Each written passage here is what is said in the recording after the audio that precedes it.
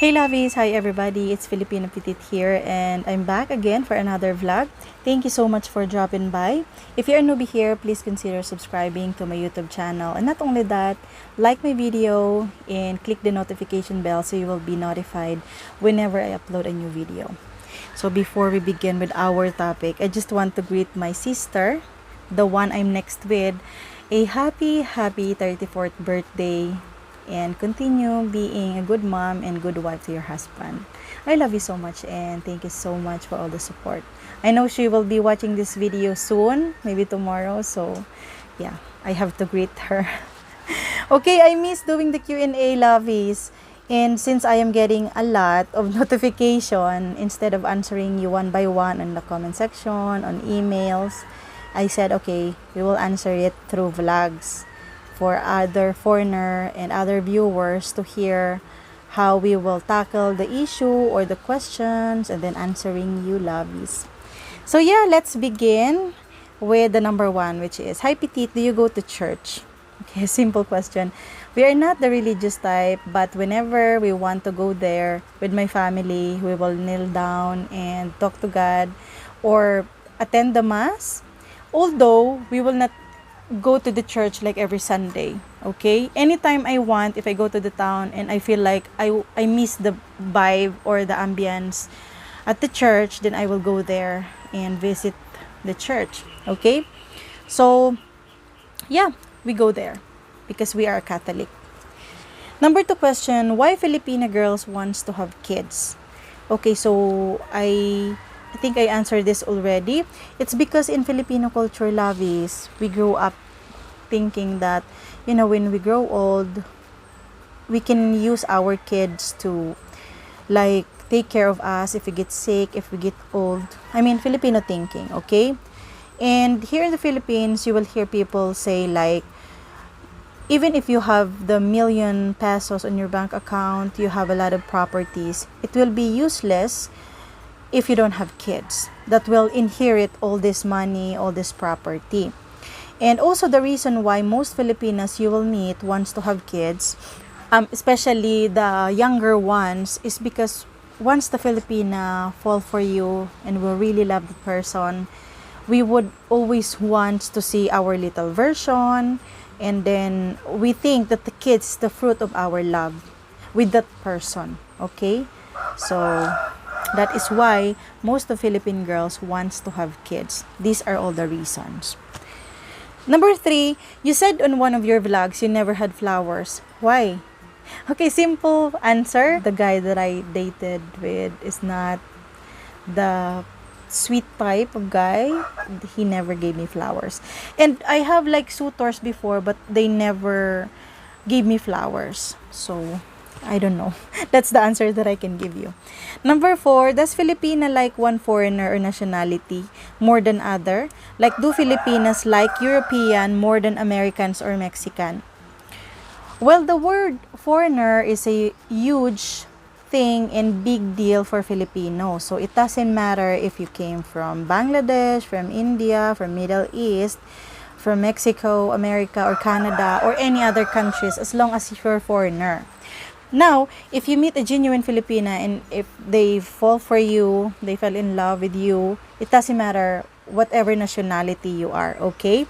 The only reason, I think, why most Filipinas are looking for Westerners, it's because, in my opinion, okay, as a Filipina, I am seeing a lot of Filipina girls that are married to Westerners, and it can also influence other Filipinos, especially the young generation, to join in the dating site, also look for an American, look for Europeans.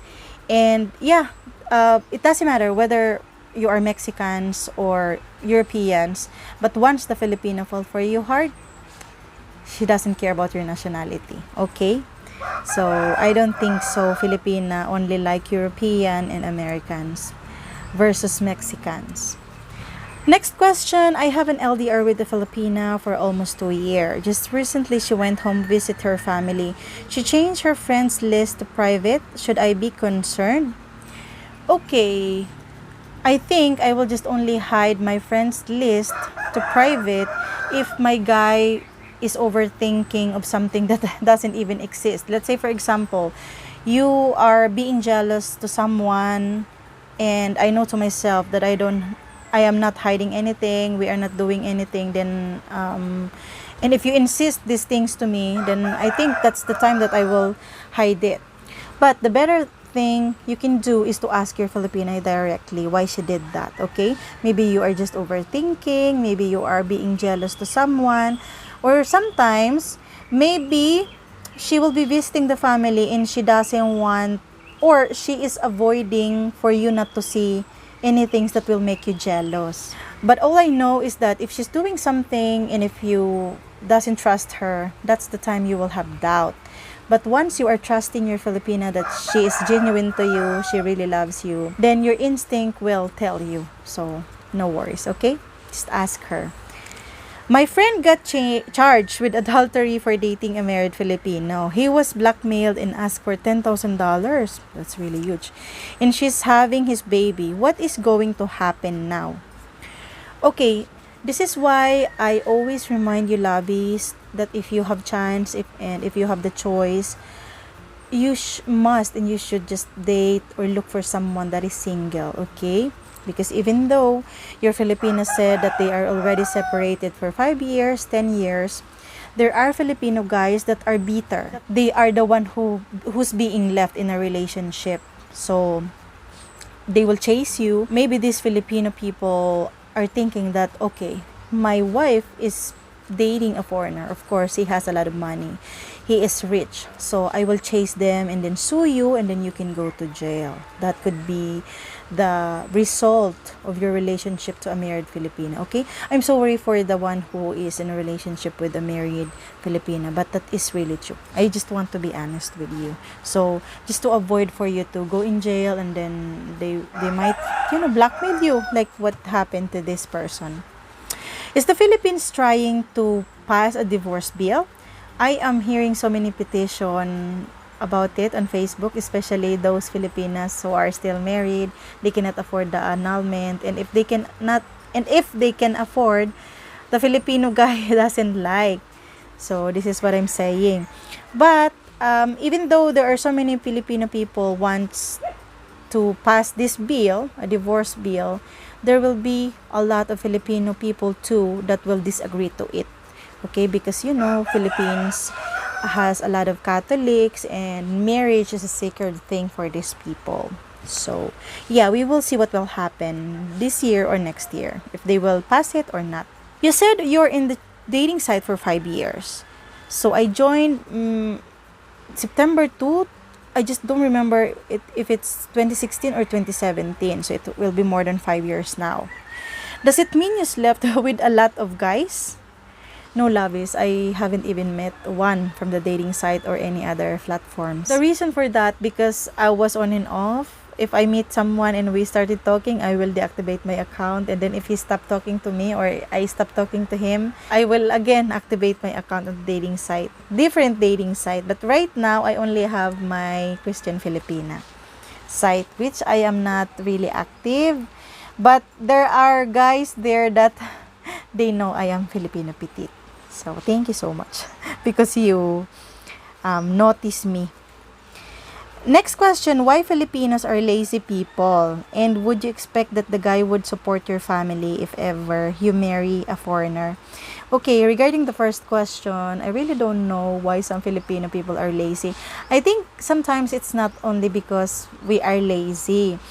We are only a developing country, lovies, so it's really hard to find a job here.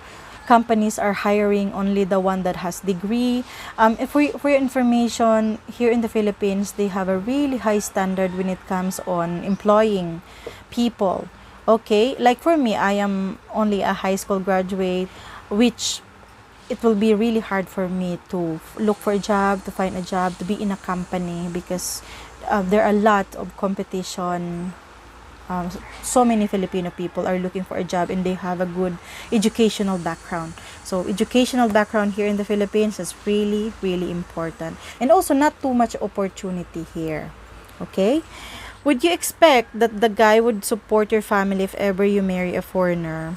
For me, I think it's really unfair for my foreigner husband because, he's been working a lot. He's been trying to earn a lot of money just to give us a good life. So why would I pressure him and force him to support my family back home if I know that my family is living here a poor lifestyle, of course, but we are used to it.